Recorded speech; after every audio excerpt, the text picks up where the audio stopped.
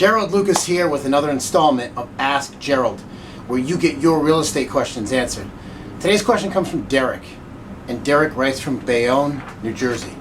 And Derek writes, Gerald, I just saw an article about a spike in zombie foreclosures this year during the pandemic. What's a zombie foreclosure and what's the impact? Well, that's a good question, Derek.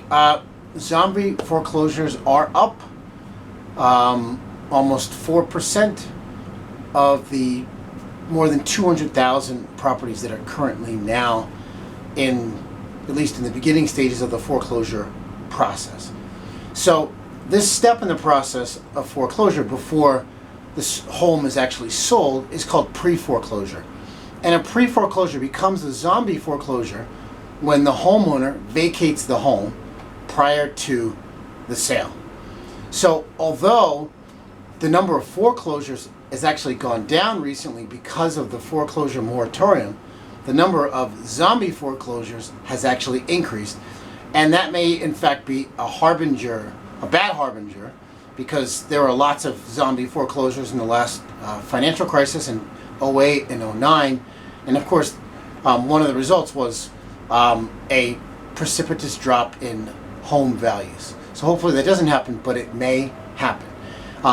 And the sad thing about the zombie foreclosure is that, the homeowners really don't need to leave. And it doesn't really solve any problem that they have because the home stays in their name.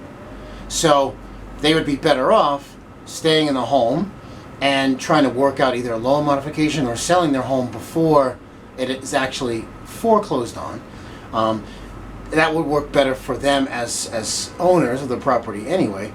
And in addition to that, zombie foreclosures also reduce the value of the surrounding properties in a neighborhood, and they become targets for squatters.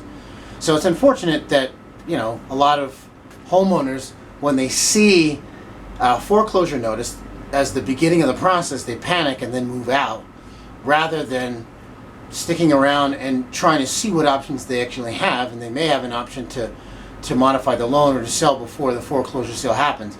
But by abandoning the property, they solve nothing because the property is still in their name. So thanks for your question, Derek. For more real estate information and tips, visit my blog at geraldlucas.com. I'm Gerald Lucas, and I'll see you again soon.